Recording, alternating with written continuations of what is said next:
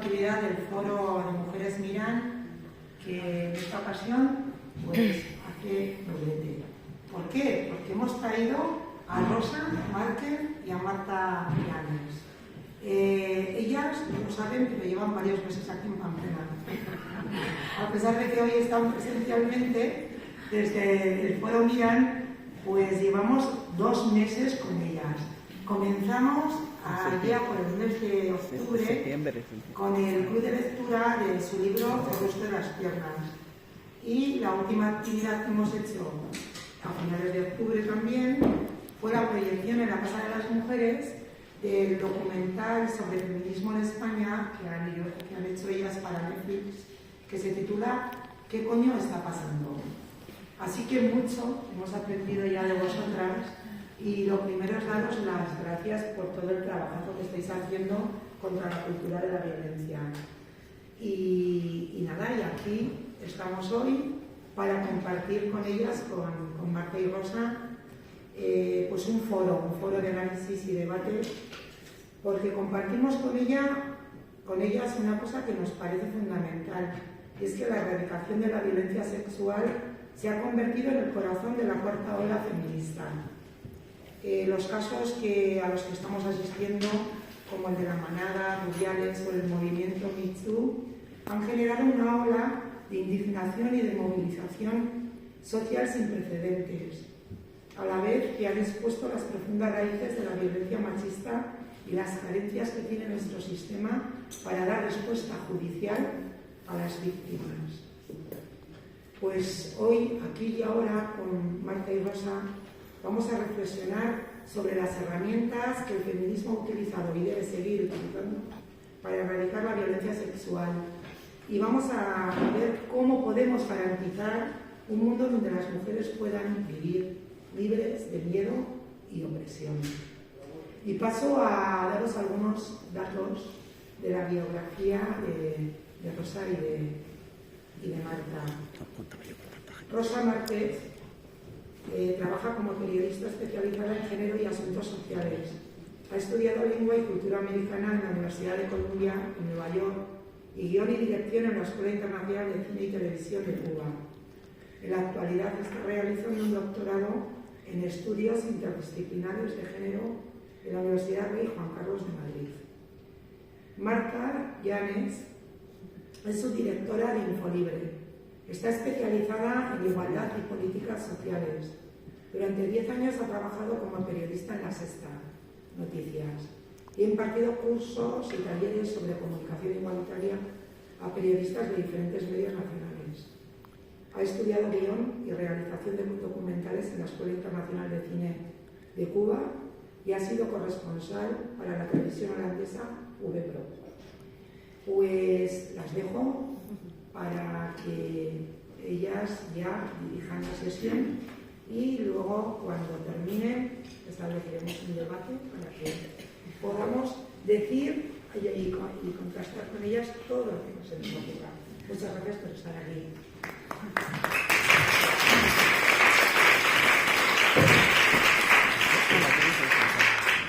Bueno, muchísimas gracias a vosotras por invitarnos y a todas y todos los que habéis venido por estar hoy aquí. Es un gustazo poder charlar esta tarde entre todas. Nos ha presentado Trini muy bien.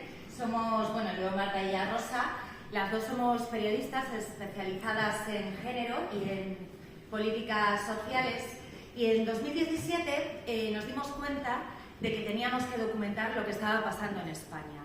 Yo, bueno, me imagino que evidentemente recordáis el caso de la violación de San Fermines, aquí sobre todo.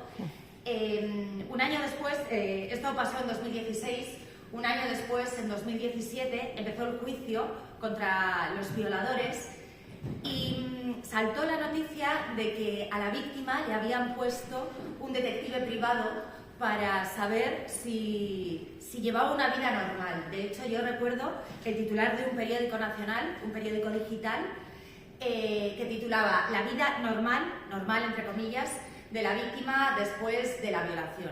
Yo recuerdo que ese momento causó muchísima indignación entre muchas mujeres, también entre hombres, y hubo mucha respuesta social en las calles. De hecho, yo trabajaba en La Sexta en aquel aquel momento y me mandaron a cubrir la manifestación. Se convocó una manifestación en frente del Ministerio de Justicia y había tantísima gente que no pudimos hacer el directo porque no teníamos cobertura. O sea, los medios técnicos fallaban porque había tanta gente que no se podía hacer. La gente salió a la calle porque estaba indignada porque una vez más se estaba poniendo el foco en la víctima y no en el agresor. Se estaba juzgando a una mujer después de haber sido violada en vez de juzgar lo que habían hecho sus agresores. Y fue en ese momento cuando nosotras nos dimos cuenta de que había que documentar lo que estaba pasando. Que es verdad que en España el movimiento feminista siempre ha tenido una potencia muy grande. Solo hay que recordar el Tren de la Libertad, que en febrero se cumplen 10 años, de hecho, ese Tren de la Libertad que además acabó con la dimisión de un ministro, de Gallardón, por la reforma que quería hacer de la ley del aborto. Y ya os digo, o sea, el movimiento feminista en España siempre ha sido muy potente, pero yo creo que ese caso y ver cómo otra vez se estaba juzgando a las mujeres en vez de a los agresores supuso un punto de inflexión. Y fue ahí donde dijimos, tenemos que documentarlo, tenemos que hacer un documental, y de hecho, unos meses después, fue ese 8 de marzo histórico en el que vivimos la huelga feminista histórica en España. Así es, yo no sé si hoy sería tan fácil hacer ese documental, quiero decir, es que han cambiado un montón las cosas desde entonces, ¿no? Desde el 2018 no estaba la ultraderecha, por ejemplo, en las instituciones, no había tanto negacionismo, ¿no? Ha cambiado, es también invito a la reflexión para eso, ¿no? Cómo han cambiado las cosas en estos años. Y bueno, a partir de ahí, pues hicimos el documental, lo que nos dimos cuenta con lo que estábamos viendo, con lo que nos contaban las expertas y demás, es que precisamente eso que ha dicho Trini, ¿no? Que la violencia sexual, destaparla, era el corazón de esta cuarta ola feminista. Entonces, bueno, luego a partir de ahí escribimos este libro del que hemos venido a hablar, y ahí analizábamos todos los pilares de esa cultura de la violación que ha sustentado y ha hecho posible que todavía tengamos pues, bueno, tantas violaciones, ¿no? Tantos casos. Lo primero sería hablar de cultura de la violación. La cultura de la violación es un término que empezaron a usar las feministas radicales de los años 70 en Estados Unidos para hablar de, digamos, de la complicidad, ¿no? De la tolerancia, incluso de la complicidad social hacia las violaciones que sufrían las mujeres, hacia esa violencia sexual. Y dices tú que tiene, o sea, es un término que tiene medio siglo de historia, o sea, que se originó hace los años 70, pero fijaos cuánto desconocimiento hay, que hace unos meses, no sé si recordáis, que la ministra de Igualdad, Irene Montero, en el Congreso de los Diputados, acusó al PP de promover la cultura de la violación. ¿Por qué lo hizo? Por esta campaña, es una campaña de la Xunta, en la que dicen no debería pasar, pero pasa. Se viste con las mallas de deporte, va a correr por la noche, ¿qué pasa ahora? La ministra Irene Montero dijo que esto fomentaba la cultura de la violación porque es verdad que una vez más se está responsabilizando a las mujeres.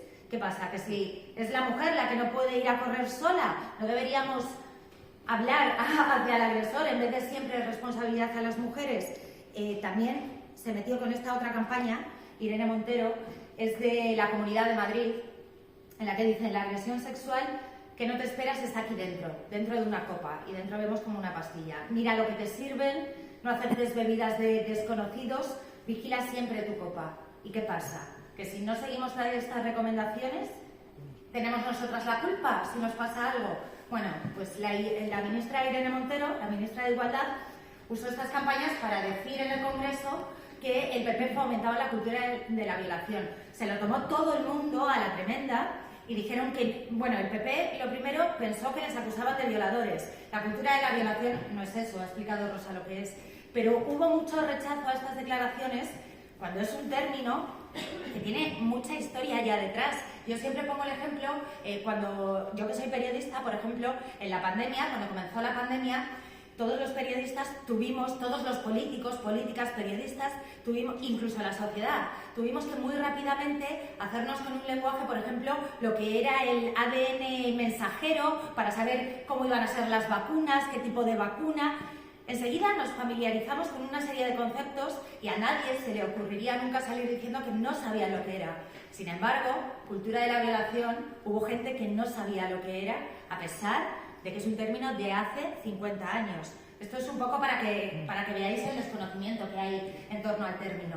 Claro, bueno, vamos a explicar un poco todo eso que es la cultura de la relación, que no solamente se fomenta desde estas campañas, sino también que se fomenta desde los mismos medios de comunicación, desde las leyes, desde esta construcción que decíamos de las víctimas y de los agresores y que iremos viendo. La verdad es que la violencia sexual, pese a que las violaciones han sido siempre muy castigadas legalmente, ha sido muy tolerada socialmente. Solo tenemos que ver todos los casos ahora que por fin empieza a destaparse de la Iglesia, ¿no? Todo lo que ha habido y esa tolerancia, digamos, social. Y es que ha sido un tema históricamente tabú, pese a que es un tipo de violencia que afecta a las mujeres de todo el mundo, independientemente de su raza, de su condición social. Yo creo que es un tipo de violencia que está estructuralmente, digamos, muy repartida, ¿no? Pensemos que afecta a las niñas más pobres de las aldeas de Nigeria, acordaros de aquel famoso secuestro de Boko Haram a esas niñas, pero también a las universitarias de las universidades más elitistas de Estados Unidos, por ejemplo, ¿no? Que son gente rica, ¿no? Y también allí hay violaciones. Entonces es curioso como, pese a ser un tema que afecta a todas las mujeres y que yo creo que prácticamente todas las mujeres que estamos aquí seguramente en algún momento hemos sentido miedo a ir caminando solas de noche por ese peligro, ¿no? Que se supone que hay implícito en el hecho de ser mujer, pues ha sido un tema hasta ahora tabú. Y decimos hasta ahora porque es verdad que el feminismo lo ha sacado a la luz y ha habido casos históricos, ¿no? Por ejemplo, hablábamos del caso de la violación de San Fermín. Decíamos antes que supuso un antes y un después, y yo creo que se convirtió en un caso muy simbólico porque puso sobre la mesa que las mujeres podemos sufrir violencia sexual en ambientes de ocio. Que a pesar de que el cine o la literatura nos han vendido siempre que las violaciones se producen en un callejón a oscuras con un hombre que nos saca una navaja, no, las violaciones se pueden ocurrir, pues como le pasó a la víctima de San Fermines, estando con unos chicos que había conocido esa noche, que incluso se había besado con alguno de ellos. Y ahí las mujeres nos sentimos muy identificadas, porque ¿a qué mujer no le ha pasado que en algún momento de una relación ha querido decir no y a lo mejor ha continuado por no enfrentarse a las consecuencias que podía tener? A mí me ha pasado y me imagino que a muchas de vosotras también os habrá pasado. Este caso supuso un antes y un después porque 8 años antes, en 2008, por ejemplo, el asesinato de Nagore Lafage, también aquí, no tuvo, al menos a nivel nacional, la repercusión que sí que tuvo la violación de San Fermín. Nagore Lafage, que además luego en el juicio fue un clarísimo ejemplo de violencia patriarcal, yo no sé si de violencia y justicia patriarcal. Yo no sé si recordáis esto, lo ha contado la madre de Nagore muchísimas veces. Estaba en el juicio y el juicio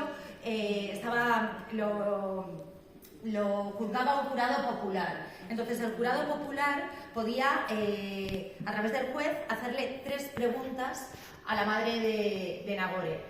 Se las pasaron al juez y el juez leyó el papel donde estaba, vio la primera y dijo, esta no te la puedo hacer. Vio la segunda y dijo, esta tampoco te la voy a hacer. Y cuando vio la tercera dijo, y esta te la voy a hacer aunque no debería. Y le preguntó, ¿era su hija ligona? Esa era la pregunta que el jurado popular le tenía que hacer a la madre de Nagore Lafage. Estaban juzgando el asesino de su hija, estaba sentado al lado un señor que le pegó una paliza brutal a Nagore, que intentó descuartizarla, que intentó ocultar su cuerpo y que al final le pillaron porque llamó a un amigo desesperado y ya no sabía qué hacer y el amigo fue el que avisó a la policía. Pues esa es la pregunta que le hicieron a la madre de Nagore Lafage. Y de hecho en 2016, cuando estalla el caso de La Manada, ella estaba en el 3er grado, estaba en libertad y ejercía como médico en una clínica privada. Entonces, bueno, tampoco era nada. El caso de La Manada realmente tampoco fue un caso aislado ni nada tan extraño. Pasaba, han dicho, en los ambientes de ocio, igual que pasaban en Fermines, pasaban las fallas de Valencia, pasaba la Feria de Sevilla y en muchos más temas. Lo que pasa es que es verdad que se le dio una repercusión mediática y sobre todo tuvo una respuesta social sin precedentes. En cuanto a caso, bueno, esa misma semana de San Fermines de 2016 hubo otras 5 agresiones sexuales y 11 casos de abuso denunciado. Lo que pasa es que es verdad que sobre ese se puso mucho el foco. Y también un año después, internacionalmente, se puso el foco con el famoso Me Too, que de nuevo demostró eso, que de la violencia sexual no se escapan ni siquiera las actrices más poderosas de Hollywood. Y es curioso porque también era un tema que todo el mundo conocía y todo el mundo sabía en el mundillo, ¿no? De hecho, en Hollywood había, a modo de parodia, hay una estatua de un sofá que se llama Couch Casting de sofá, y que hace alusión pues, a esa tradición, ¿no? De que las actrices para poder conseguir un papel se tienen que acostar con el productor. Bueno, pues eso que se sabía en el mundillo, que todo el mundo sabía, y incluso se hacía mofas, también se sabía sobre Harvey Weinstein. Hombre, yo recuerdo una anécdota, perdona que te corte, Courtney Love, la cantante Courtney Love, antes de una fiesta le preguntan en una alfombra roja y le ponen un micro y le preguntan y le dicen ¿qué consejo le darías a una chica joven que acaba de llegar a Hollywood? Y ella, entre risas, dice que no vaya nunca a una fiesta en el Four Seasons, en el hotel, si la invita a Harvey Weinstein. O sea, yo quiero decir que era algo que sabía todo el mundo, que incluso se hacían mofas, pero que nadie paraba. Nadie paraba hasta que lo destapó la actriz Alyssa Milano.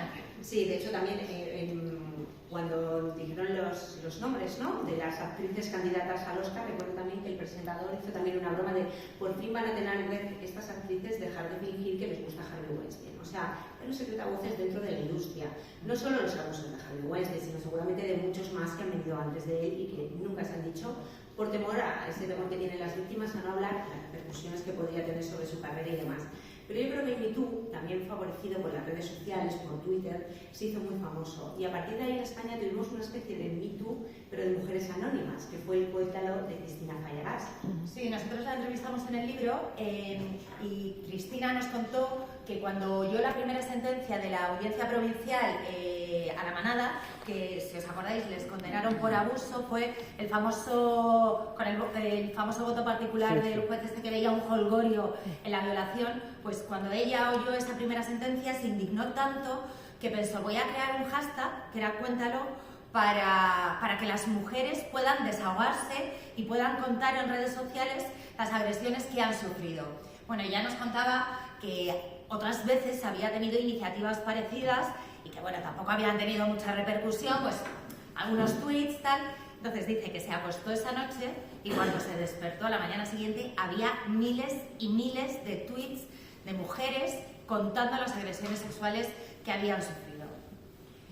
Así es, y bueno, para entender también la cultura de la violación hay que hablar de la primera norma del patriarcado, ¿no?, que es la división del espacio. Está el espacio público, que es de los hombres, y el espacio privado, que es las mujeres. Las mujeres, una mujer decente tiene que estar en su casa. La que no quiere estar en su casa, pues los otros espacios privados que le quedan, ¿no?, el convento o el prostíbulo. El espacio público es de los hombres. Y fijaros la diferencia que hay incluso en el lenguaje, ¿no? ¿Qué es un hombre público? Un hombre público tenemos un político, ¿no?, alguien que tiene un cargo público. ¿Qué es una mujer pública? ¿No? O sea, eso ya nos hace idea de que esta división del espacio existe y es real. Nos puede parecer que esto también es una cosa muy antigua, ¿no?, porque es verdad que las mujeres hemos alcanzado, bueno, pues todas las mujeres salimos, ¿no?, al espacio público a trabajar, tenemos cargos públicos y demás, pero todavía sigue esa concepción de que las mujeres que están solas en el espacio público son mujeres públicas y solas se entiende también un poco sin la compañía de un hombre. Y os pongo ejemplos, porque esto puede parecer muy antiguo, os voy a poner ejemplos muy recientes. Mirad, así titulaban la primera misión de la NASA enteramente femenina. Histórico, 2 mujeres caminarán solas por el espacio. Si son 2, evidentemente solas no están, ¿no? Pero eso también pasaba, por ejemplo, cuando asesinaron a 2 argentinas, 2 chicas argentinas que estaban haciendo turismo por Ecuador. La prensa tituló, destacaron sobre todo que viajaban solas, ¿no?, como diciendo, bueno, es que se estaban enfrentando al peligro porque 2 mujeres viajando solas. 2 personas, por definición, sean mujeres o hombres, nunca están solas, están juntas. Pero es esa concepción todavía, ¿no?, de que se exponen ellas al peligro al viajar solas. De hecho, ¿cuántas nos ha pasado seguramente aquí? A todas. ¿Cuántas habéis estado alguna vez en un bar o en algún lugar con una amiga o con más y os han dicho, ¿qué hacéis aquí tan solas?, ¿no? Nos pasó una vez, fuimos a dar una charla y nos contaba un grupo de mujeres que en el último 8M, la última manifestación del 8M a la que habían ido, después se habían ido como un grupo de 30 mujeres a tomarse unas cañas a un bar y que de repente llegó un hombre que las conocía y les dijo, pero bueno, ¿qué hacéis aquí solas? Y eran 30. O sea, es como, bueno, pues no sé. Y muy enfocado esto también, hay que hablar de las campañas que se hacen. Hemos visto antes la de la Comunidad de Madrid, la de la Xunta, que siempre responsabilizan a a las mujeres al final, o sea, los mensajes nos los mandan a nosotras. Yo recuerdo, a lo mejor vosotras o vosotros os acordáis también, en 2014, que es no hace ni 10 años, bueno, va a hacer 10 años ahora, el Ministerio del Interior hizo una campaña destinada a prevenir las violaciones. Y había consejos, pues es una pena porque no lo hemos traído aquí, pero había consejos como cómprense un silbato, por si viene algún agresor, silbas y ya está, que tiene éxito en otros países. Ponía, no pongas nunca, si vives sola, en el buzón tu nombre, invéntate el de otra persona, o sea, simula una vida que no es la tuya.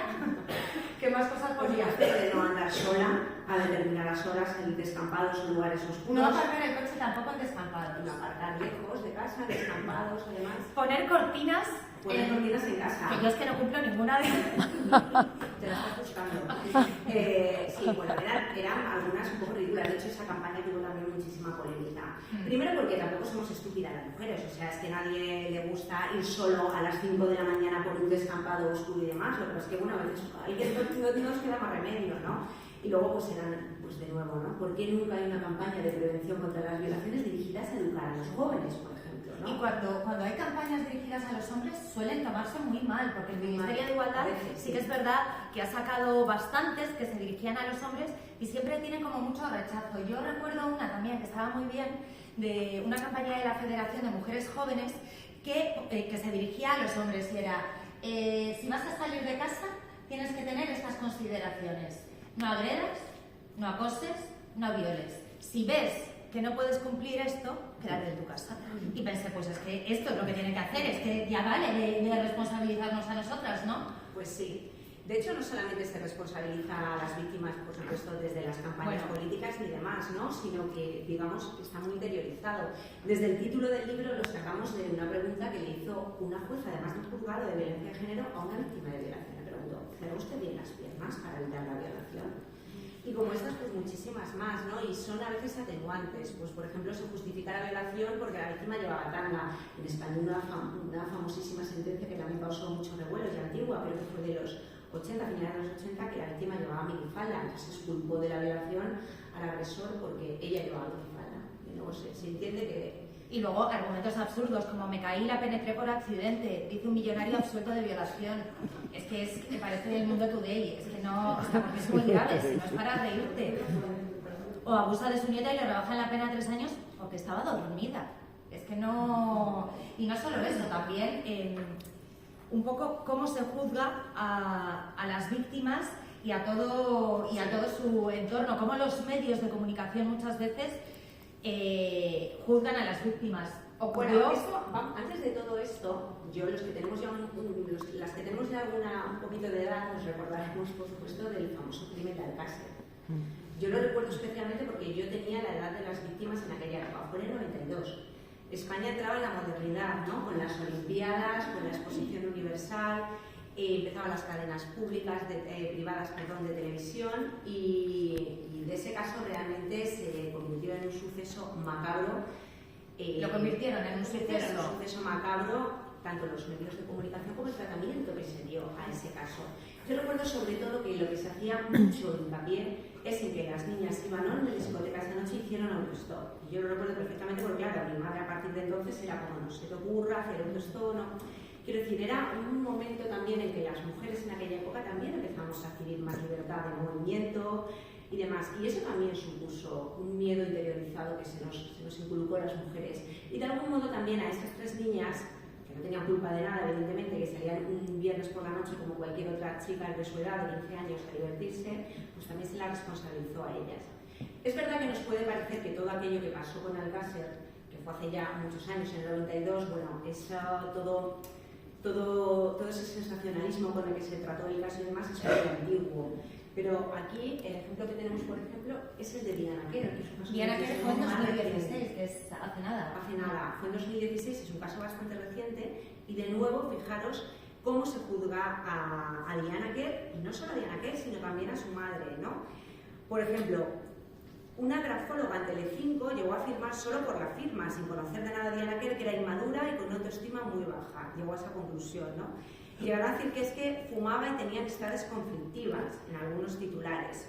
poniendo de nuevo la culpa en ella. Y luego incluso también en la madre. Las fiestas con hombres de la madre de Diana Kerr enredan la desaparición de su hija. O la fuerte discusión de Diana Kerr con su madre y su hermana días antes de desaparecer. O la madre de Diana a su hija, tómate una orfi. Los padres de Diana Kerr se estaban divorciando y por un divorcio bastante poco amistoso, peleándose por la custodia de la otra hija, y entonces los medios de comunicación, digamos que la aprovecharon también para poner el foco sobre la madre. Cuando realmente luego se supo, es verdad que se tardó en descubrir el cadáver, pero que llevaba un año el cadáver. O sea que Diana Kerr había muerto el mismo día de su desaparición, porque desgraciadamente se cruzó con su agresor en un momento dado, cuando ella iba caminando sola también, y entonces pasó esto. Ni la madre tenía nada que ver, ni su entorno, daba igual que los padres estaban divorciados, daba igual si la madre se iba de fiestas con hombres o si tomaba orfidales, no tenía absolutamente nada que ver. Pero fijaros cómo los medios de comunicación hace 4 días pues seguían poniendo el foco y haciendo sensacionalismo, ¿no?, de un caso tan duro y con un desenlace desgraciadamente tan trágico como sucedió en este caso. Y yo creo que otra cosa que tienen en común, más allá de todo el morbo mediático que se despertó y el tratamiento tan malo que hicieron los medios de comunicación de Alcácer y Diana Kerr, es que también, desde el primer momento, se intentó responsabilizar a las chicas, pero diciendo que era una chiquillada. Yo recuerdo con Alcácer que llevaban a grupos de música, los platos de televisión, sí, que les lanzaban mensajes a las chicas como es una chiquillada, por favor, que os vais a arrepentir. Vuelve a casa, como si fuera una fuga voluntaria, ¿no? Sí. Pero evidentemente, ¿dónde van a ir 3 niñas de 14 años? ¿Dónde van a ir solas 3 niñas que no tenían problemas en casa, ni eran conflictivas, ni eran... Y con Diana Kerr también, al principio era era igual, una chica conflictiva que fumaba, que tenía amistades. Bueno, ¿dónde va a ir una chica menor de edad? Sin dinero, sin documentación, sin nada fuera de casa. Y lo más triste de esto es que después de todos estos titulares tan lamentables, nadie pidió perdón ni a la madre, ni a la familia, y se quedó como, pues ya está, o sea, no se hizo nada. Y estamos hablando de las víctimas, pero también hay una construcción social y mediática de los agresores. Se ve muy claro en estos titulares. El chicle, las 3 vidas del monstruo, el pringao del cole, el delator y el asesino. Laura Luelmo, que no sé si recordáis, es la profesora que se mudó a Huelva, creo, y el asesino su vecino de enfrente. Bueno, el monstruo vive enfrente. Harvey Weinstein, así actuaba el monstruo, Puerto Llano, votando contra los bestias de la manada y la injusticia machista. Esto se suele hacer mucho, y lo hacen los medios de comunicación, es deshumanizar a los agresores. Decir que son monstruos, que son bestias, para hacer creer que son como seres marginales, cuando hemos visto perfectamente que no. Los violadores de la manada, uno era guardia civil y el otro era policía, el asesino militar, eso es. El asesino de Nagore Laffage estudiaba psiquiatría, quiero decir, no son seres marginales ni enfermos mentales, ¿no? Eso es. Un hombre de éxito, millonario, o sea, ¿qué necesidad tenía? Quiero decir, era un monstruo, ¿no? Era un tipo perfectamente integrado, premiado y reconocido públicamente. O sea, no era ningún monstruo, ningún ser asocial, ni ningún loco, porque también se patologiza mucho, ¿no? Sí, se hace como si fuese una patología. Son enfermos, es que está enfermo. Yo creo que esto nos lo contaba Nerea Barjola, la investigadora, en el libro.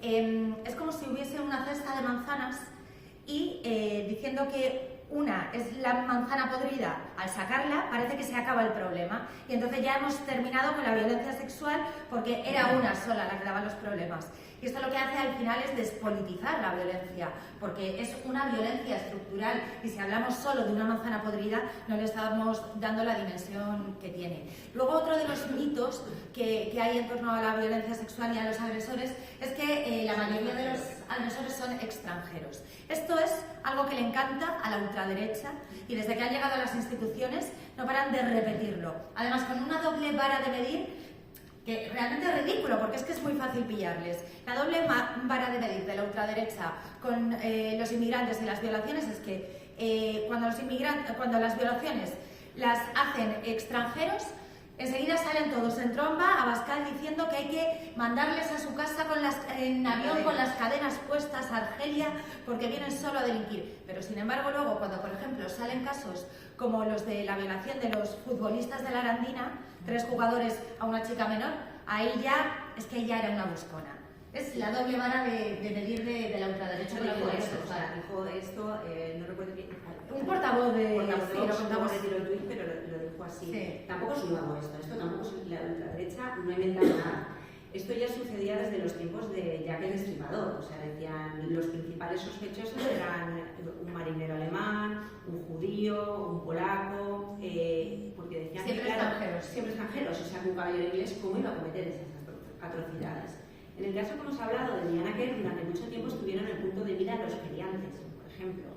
Y en el caso de los crímenes de la casa, igual. Los feriantes porque eran los otros, los que no eran del pueblo. Claro, y en el caso de las chicas de Alcácer pasaba lo mismo, decían, no, esto no ha podido ser nadie de aquí, ¿cómo va a ser alguien de aquí? Esto es alguien de fuera.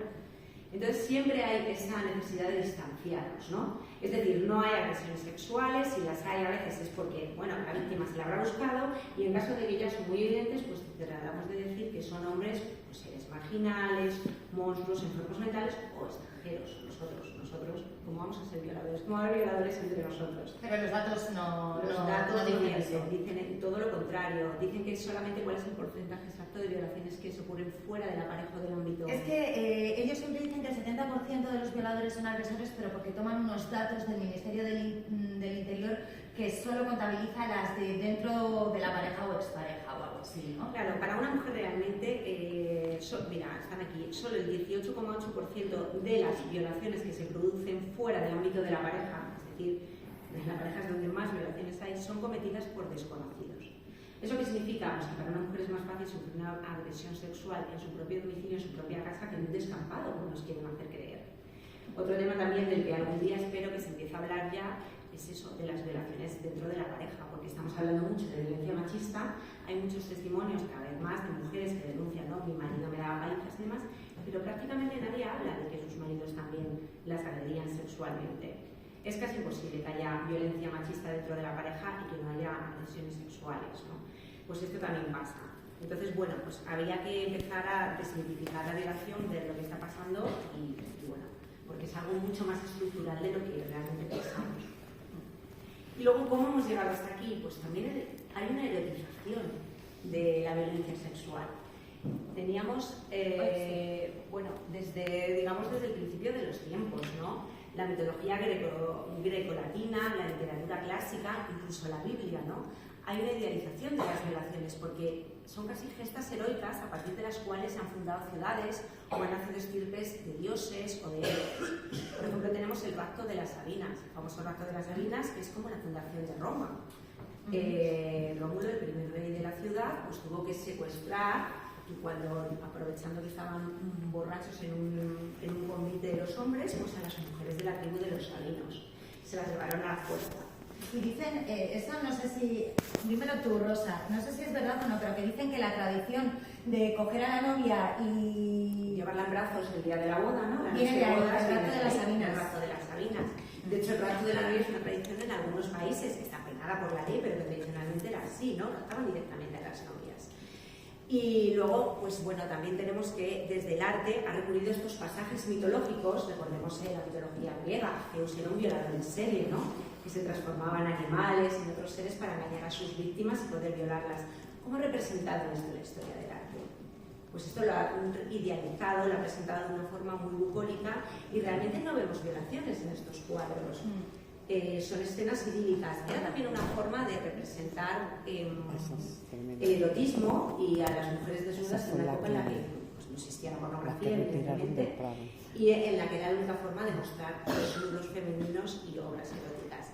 También el distinto tratamiento, fijaros, este es un caso curioso que nos gusta también hablar de él. Ese cuadro de Fillot, que es un artista valenciano, es una rueda de reconocimiento, el sátiro se llamaba, de un abuelo con su nieta, al presunto violador de su nieta, ¿no? Ese cuadro causó muchísimo revuelo, fue censurado, estuvo durante muchos años oculto en los sótanos, ¿no? En los sótanos del Museo del Prado, y realmente lo presentó una exposición que no ganó nada. ¿Quién fue el ganador de esa exposición? Este otro cuadro de un pintor que le llamaba Inocencia a este cuadro, que es una niña que se ofrece como, digamos, con un claro componente no sexual, ¿no? Que hoy nos causa cierto rechazo, pero que en aquella época pues, fue premiado. Este señor tiene una calle en Málaga a su nombre, fue muy conocido en vida, muy premiado, un autor respetado, mientras que la obra de este otro autor pues, pasó la obra de denuncia, la que denunciaba una situación, pasó desapercibida. De hecho, bueno, eso acabó en un sótano y esta fue la premiada. Y habla Rosa del arte, pero también el cine, que es el cine, la literatura construyen al final nuestro imaginario social, y esa erotización de la violencia sexual en el cine la hemos visto siempre. Por ejemplo, si yo ahora mismo os planteo aquí, mañana abrís un periódico, ponéis la televisión y de repente oís una noticia que es un enfermero ha violado a una paciente que estaba en coma y la paciente se ha quedado embarazada. Pensaríais que es brutal, o sea, que es tremendo. Pues este es el argumento de Hable con ella, que es una película de Pedro Almodóvar que tiene un Oscar al mejor guión original en Hollywood. O otras películas de Atame, por ejemplo, que es un hombre que secuestra a una prostituta, porque a una actriz porno. A una actriz porno, es verdad, una actriz porno, la secuestra porque está enamorado de ella y quiere que ella se enamore de él. ¿Cómo acaba la película? Y lo siento, os hago spoilers si no la habéis visto porque tiene muchísimos años. Ella, Victoria Abril, acaba enamorándose porque esta es otra, de Antonio Banderas, porque de malo no te ponen a Danny DeVito, que es un señor feo, bajito, no, te ponen a Antonio Banderas, evidentemente, para que tú te enamores de Antonio Banderas y al final acabes empatizando con él. O Javier Cámara, en Hable con ella, lo mismo, es bonachón, al final como que te cae bien, como que disculpas lo que acaba de hacer. Hay otra película también que hace pocos años, 2 o 3, se convirtió en una de las más vistas de Netflix, que se llama 365 días. Es el mismo argumento. Es el mismo argumento, se llama 365 días porque, bueno, el argumento es un hombre, un mafioso italiano que está, por supuesto, buenísimo, evidentemente, secuestra a una directiva porque se ha enamorado de ella. Y tiene él dice, te voy a secuestrar 365 días, que es el tiempo que yo tengo para que tú te enamores de mí. ¿Y qué pasa? Pues que evidentemente ella se acaba enamorando de él. Esta película además la vendieron como que era una película muy transgresora porque tenía escenas de sexo bastante explícitas. Explícitas, pero muy violentas. De hecho, la película empieza con una escena horrible en un avión que él fuerza a una azafata a hacer una felación, la azafata acaba medio ahogada, bueno, aunque acaba sonriendo, por supuesto, es que él es muy guapo, eso hay que tenerlo en cuenta. Y luego, bueno, está una película que no sé si conocéis, que es Irreversible, que está protagonizada por Mónica Bellucci y que empieza con una violación brutal a Mónica Bellucci en tiempo real. O sea, es una escena que dura como 15 minutos, en la que terminan además destrozándole la cabeza contra el suelo a Mónica Bellucci. Pues aunque parece increíble, es una de las escenas más buscadas en los buscadores porno de las páginas porno de internet, ¿no? Entonces esto nos da idea. Y además es que a lo que has contado, 365 días y demás, e incluso Atame y tanto, no son historias nada originales, por cierto. ¿Qué es La Bella y la Bestia, no? El cuento con el que hemos crecido y hemos idealizado. Es lo mismo, ¿no? Es ella secuestrada en ese castillo que tiene que estar con una persona que la trata mal, ¿no? Pues se llama la bestia, y que al final termina enamorándose. Porque es un poco feo. Cambiando. Luego se convierte en príncipe, eso siempre es importante. Y aquí ya he visto que otra película clásica que seguramente habremos visto todo porque la ponen todas las navidades, Lo que el viento se llevó, que seguro que les encanta, a mí me encanta. La verdad es que a veces la ves ya con estos ojos luego más objetivos después de haber analizado todo y dices, hay una escena famosísima en la que llega Red Butler totalmente borracho, baja ella las escaleras y tal, y él le dice, me pudiste rechazar cuando perseguías a Ashley y tal, pero esta noche no me rechazarás.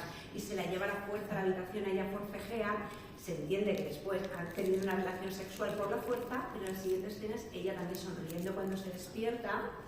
Entonces es un poco esa idea de que las mujeres, aunque tenemos que resistirnos o no nos guste, pero esa sexualidad violenta de los hombres que se ha fomentado siempre. Porque quizá nos decía también Beatriz Jimeno en el libro que lo que hoy llamamos o hoy conceptualizamos como violencia sexual era la sexualidad masculina, en la que también han educado a los hombres en esa sexualidad violenta. Bueno, la mujer siempre dice que no al principio, pero al final le gusta, en el fondo les gusta. Bueno, pues de ahí todo eso, ¿no? Es un poco la idea esta de que un no de una mujer realmente es un sí encubierto, que si insistes, al final ese no se va a convertir en un sí, ¿no? Y luego también hay una persexualización muy temprana de las mujeres y sobre todo de las niñas. Fijaros, o sea, esto parece increíble esta escena. Esto que estoy sacando es un anuncio Es una tienda, es una tienda de zapatos de tacones para bebés. Tacones para bebés, o sea... Ya es lo último, si no pueden ni andar, pues ya las ponen como tacones y vestidas de cabaretera. Entonces, bueno, empezamos con la sexualización muy temprana de la infancia. Esta es una tienda de lencería alemana que vende ropa para adolescentes, ¿no? Y mirad que esto es el sueño de del protagonista de Lolita, o sea, o de cualquier pederasta, ¿no? Vemos niñas totalmente sexualizadas a edades muy tempranas y esto se utiliza para venderles ropa interior a las propias niñas. Es increíble, ¿no? Es que no tienen ni 14 años. No tienen ni 14 años. Entonces, bueno, y eso pasa en todo, editoriales de moda igual, que utilizan a niñas súper jóvenes maquilladas, vestidas. También esto fue de un sujetador, creo que fue de Carrefour. De Carrefour, con relleno para niñas de 9 años, que también se protestó de organizaciones feministas y demás porque estaba sexualizando a la infancia. O esta campaña de Mimio que parece un poco también de prostitución infantil, ¿no? Y esto, bueno, nos daría para otra charla la cantidad de violencia sexual que a veces se utiliza erotizada para vender ropa de lujo. No sé si recordáis también, no tenemos aquí la imagen, pero fue muy polémica y muy famosa, eso tiene ya más años, de Dolce & Gabbana, era una violación en grupo, o sea, una manada antes de que usáramos el término manada. Era una chica, por supuesto, monísima, tanto la chica como los chicos, tirada en el suelo, la sujetaban y alrededor un montón de hombres.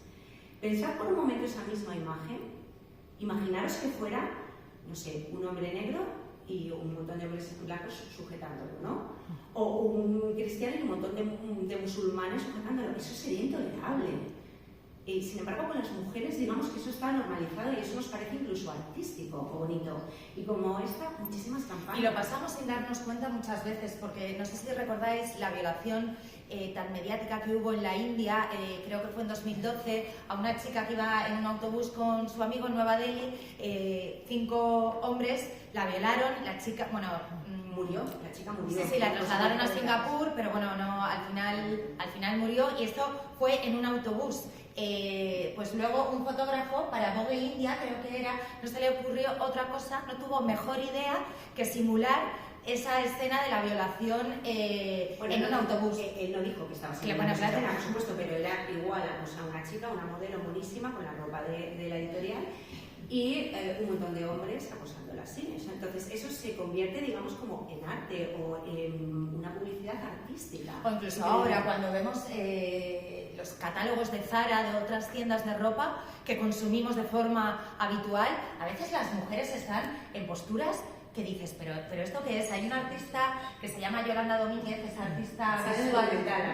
Sí, es la parte del documental en el que pone a las mujeres, o sea, ella lo que hace es ridiculizar esas campañas, como ponerles un espejo y decirles, mirad lo ridículo que es poner a una mujer de repente así en medio de la calle, porque es que no tiene ningún sentido. Y en Zara, en todo pasa. Yo a veces lo veo, aparte de que usan modelos a veces que no serán menores de edad, pero lo parecen. Y la intención es esa, que lo parezcan, ¿no? O que están desmayadas, como tiradas por los suelos, ¿no? Es como muy ridículo. Había otra cuenta de Twitter, no me acuerdo cómo se llamaba. Modelo con ciática, sí. Que ridiculizaba así todas. Porque salían así, como modelos así. Es que salen así, posturas imposibles que dices, pero vamos a ver, eso no tiene ningún sentido. Y esta ropa además nos las venden a las mujeres. Porque los hombres no les hacen ese tipo de campañas. No, pero que tampoco tiene sentido. O sea, quiero decir, ¿por qué estáis erotizando la ropa de las niñas a las mismas niñas que tenéis? Que no, es una especie también de aprendizaje, de lo que nos enseña lo que es la feminidad. O se nos convierte en objetos de deseos ante la mirada de los hombres, ¿no? Se nos está educando a las mujeres en eso desde la infancia. Y bueno, tenemos que hablar de la ley del solo sí es sí. Bueno, es decir, también a partir de todos estos casos. Claro, decíamos al principio que la violación de San Fermines supuso esa ruptura del silencio para las mujeres y además supuso avances legislativos. Por primera vez en España hemos conseguido tener una ley de libertad sexual, porque antes, a pesar de lo que se dice, de todo este ruido que ha habido con la rebaja de penas, que ahora hablamos de eso si queréis, pero cuando a mí hay gente que me dice, joder, es que con la anterior ley era mucho mejor porque no había estas rebajas de penas. No, antes no había ley. Antes estaban tipificados los delitos en el Código Penal, el de abuso sexual y el de agresión sexual, pero no había una ley integral que protegiese a las mujeres como lo protege la ley que tenemos ahora. Y bueno, o sea, esta ley supuso un avance porque se eliminó el delito de abuso sexual. Abuso sexual, antes había abuso sexual y agresión sexual, y abuso sexual tenía una pena menor y... porque la víctima tenía que defenderse, que fue lo que provocó también tal detención con el caso de la manada. No se consideró agresión sexual porque ella no puso resistencia, aunque se entiende que ella estaba forzada porque eran 5 varones con más fuerza que ella en un ambiente pequeño, cerrado, en donde ella no podía escapar. Pero claro, había que demostrar, abuso era cuando no había ni violencia ni intimidación, y también cuando, por ejemplo, la víctima iba borracha. O la había probado, la sumisión química, ¿no? Todo eso ahora son agravantes. Sí, eso es. También la ley tipificó nuevos delitos como el stalking, que es acosar de manera insistente a alguien, y el acoso callejero, los mal llamados piropos, cuando pasas por una calle y te dicen de todo. Y bueno, lo que decía Rosa, también consideró nuevos agravantes como la sumisión química, es decir, que te droguen, que hubiese una relación afectiva entre la víctima y el agresor, que sean pareja o que hubiesen sido pareja, que ahora fuesen exparejas.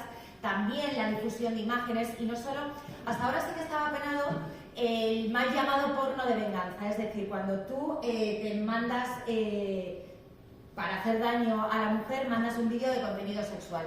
Eso hasta ahora estaba penado. Lo que se pena ahora también es la persona que lo reenvía. No sé si recordáis el caso de una trabajadora de Iveco, de Madrid, que tuvo una relación sexual con otro compañero de trabajo, y ese vídeo se difundió por la empresa en la que trabajaba, por Iveco. Ella terminó suicidándose. Se suicidó, Sí, también pero bueno, ella fue a la dirección de la empresa, ella lo puso en conocimiento de la empresa y nadie la ayudó. Bueno, que sepáis que ese caso se cerró sin ningún detenido, o sea, no sin ningún detenido, sin ningún condenado a nada. Y ese vídeo se estuvo reenviando por la empresa. Ahora esa gente que se reenvió el vídeo sí que podría ser castigada penalmente. Y luego también, una de las cosas positivas de la ley es que se tiene en cuenta si las víctimas están en situación irregular, si no tienen papeles, y también se prohíbe la publicidad que promueve la prostitución. Con esto también, con la prostitución, ha habido mucho lío en esta ley, porque al principio era mucho más ambiciosa en cuanto a la prostitución. Se quería perseguir la tercería locativa, que es los que tienen prostíbulos, los dueños de los prostíbulos. Eso es, pero al final eso no entra en la ley, y lo que se prohíbe es la publicidad que promueve la prostitución. La rebaja de penas, ¿qué ha pasado? Ha habido muchísimo ruido mediático con esto. Lo primero es decir que nosotras no somos juristas, y no es a nosotras a quien corresponde decir si la ley está bien hecha o está mal hecha. Nosotras os podemos contar lo que ha pasado. Esta ley entró en vigor en 2022, en octubre de 2022, el año pasado. Después de una tramitación parlamentaria bastante larga, quiero decir que hubo mucho tiempo para revisar esta ley. El primer anteproyecto de ley yo creo que se aprobó antes justo del estado de alarma de la pandemia, a principios de marzo de 2020. ¿Qué pasa? En noviembre del año pasado se empiezan a rebajar condenas. ¿Por qué? Porque, como os hemos contado, al unirse los dos delitos, desaparece abuso sexual y todo se considera agresión sexual. Al crear un único delito, pues se tiene que ampliar la horquilla de penas que entran en ese delito, porque además se condenan delitos que antes no existían ni siquiera cuando existía el abuso sexual. También se han introducido agravantes como la sumisión química, que ya os hemos contado, si el agresor es pareja o expareja. Antes las penas iban de 6 a 12 años y ahora van de 4 a 12 años. Es decir, se han reducido por abajo. Y además a todo esto se une que se tiene que aplicar el principio de retroactividad favorable. Es decir, que si hay una ley que es más favorable para el reo, se tiene que aplicar esa ley para el reo.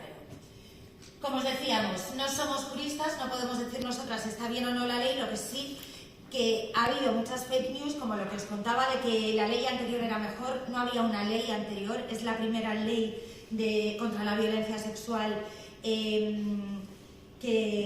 que tenemos también cuando dicen es que los violadores se tienen que pudrir en la cárcel. Yo creo que también ha habido un error de comunicación por parte de Igualdad, porque cuando al principio se presentó la ley, desde Igualdad sí que dejaron muy claro que no era una ley punitivista, es decir, que no querían que se condenase más, sino que se condenasen más delitos. Y eso luego yo creo que a lo mejor tampoco se ha sabido explicar. Seguramente, y de ahí llegamos también al famoso caso Rubiales, ¿no? Que estos días ha estado todo el verano en la prensa, en los medios de comunicación y demás. No sé si os acordáis del discurso, bueno, me imagino que todos habéis visto la escena del beso, ¿no? Del beso no consentido. Del piquito, como lo llamó Rubiales. Y yo creo que sobre todo, quizá, donde tendríamos que poner también el foco fue en el discurso de después de Rubiales. No solamente en el acto de aquel momento, sino en cómo lo explicó él después. ¿Qué hizo Rubiales? Pues creemos que ese discurso probablemente sea el manual del perfecto machista, ¿no? ¿Qué hizo? Todo lo que hemos dicho. Culpabilizó a la víctima, ¿no? Fue ella la que me subió brazos y me acercó su cuerpo. Minimizó la agresión. Un piquito consentido es para sacarme de aquí, ¿no? De la federación, decía, para sacarme de la federación. Cargó contra el feminismo, ¿no? Se está ejecutando un asesinato social. Habló de las falsas feministas que destrozan a las personas. Y utilizó a sus hijas, que esto también es muy de, no, yo no soy machista porque tengo hijas o tengo madre. Pues esto también lo dijo, ¿no? Soy padre de familia, mis hijas están aquí, no soy un agresor. Yo creo que, ya solo para apuntar, que cuando vimos la agresión machista de Rubiales a Jennifer Hermoso, fuimos conscientes, gracias a leyes como la del solo sí es sí, porque ese otro movimiento que se creó después de esa agresión machista, él se acabó.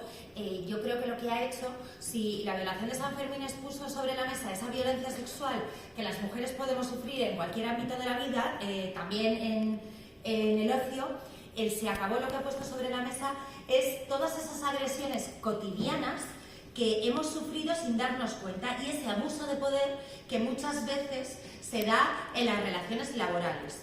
Cuando un jefe te ha dado una palmadita en la cintura sin preguntarte, o la condescendencia, yo creo que con la que trataron también a las jugadoras, ¿no? Sí. Es todo ese tipo de abuso de poder, porque fue un claro abuso de poder, porque es que eras un jefe ante millones de personas ante las cámaras. Todo eso, cuando hay cámaras y millones de personas mirando, se hace continuamente, pero lo hemos normalizado. O sea, lo que le pasó en el famoso Mundial, seguramente hace solo una década no habría llamado tanto la atención, o la habríamos pasado por alto, ¿no? Pero yo creo que ha llegado un momento, el famoso se acabó del que hablaba Marta, que salieron las mujeres también a decir en la calle, que ya no tenemos que tolerar ningún tipo de violencia, porque una violencia que nos parezca, bueno, pues que no es tan grave, pues lleva a las otras, ¿no? Lo que se conoce como un micromachismo, que no es que sean pequeños, sino que son muy cotidianos y los tenemos totalmente normalizados. Pero yo creo que cuando hemos hablado del discurso, os vamos a leer otro discurso que le escribieron a Rubiales y que Rubiales se supone que se negó a leer. Fijaros, si hubiera leído este otro discurso, ¿qué creéis que hubiera pasado? Pues lo teníamos ahí. Sí, para que podáis. Siento mucho, desde lo más profundo de mi corazón, haber empañado esa enorme victoria de nuestro equipo femenino. El primer error fue traspasar los límites de la confianza con la jugadora Jenny Hermoso. Ella sabe que no hubo mala intención, pero es evidente que lo que pretendía ser un gesto de alegría y felicitación se convirtió en un símbolo de dominio de un hombre en una posición de poder, yo mismo, sobre una mujer. Soy imperfecto, por supuesto, pero me tengo por un ciudadano respetuoso y jamás he aceptado gestos de violencia ni de dominio sobre ninguna mujer. El segundo error fue negar inicialmente la gravedad con que muchos apreciaron mi gesto y calificar con algunos insultos a los que lo criticaron. Tras muchas horas de viaje, precisamente con las jugadoras y los técnicos de la federación, no supe apreciar la sensibilidad social del momento. Ese fue el segundo error, sin paliativos. El tercero consistió en no apreciar tampoco al día siguiente lo inadecuado de mi comportamiento y poner matices y excusas. Debí decir entonces lo que digo ahora con 3 palabras. Lo siento, perdón. Estoy completamente convencido de que no hay acto punible en mi conducta y así lo constataré si se me requiere, pero es evidente que mi comportamiento fue inadecuado y reitero mis disculpas. Estoy a disposición de la Federación, que ha abierto ya diligencias internas. ¿Qué pensáis que hubiese pasado si hubiese leído este discurso en vez de... Es que os íbamos a poner parte del discurso que él al final, que era mucho más impactante de compararlos. Imagino que lo habréis visto y era bastante largo, pero... Vamos, no me voy, no digo. O sea, ¿qué diferencia entre un pico consentido es para sacarme de aquí? las falsas feministas que destrozan a las personas, si hubiese leído esto, hubiese quedado como un señor, hubiésemos dicho, bueno, pues es un machista, pero por lo menos... También advirtió, ojo, contra el lenguaje inclusivo. Dijo, el plural masculino en España incluye tanto a hombres como a mujeres, por tanto no nos acomplejemos. Bueno, porque hubo mucha polémica también con el entrenador Jorge Vilda, que decía campeones cuando se estaba refiriendo a ellas. Efectivamente. Entonces, bueno, yo para acabar ya, lo que nos gustaría también es plantear otro tema, ¿no? Que sería el siguiente. La ley es verdad y todo esto que ha puesto el foco en el consentimiento, ¿no? El famoso solo sí es sí. Pero nosotros creemos que una vez superado lo del consentimiento, que está muy bien a nivel legal, deberíamos a nivel social empezar a hablar del deseo de las mujeres.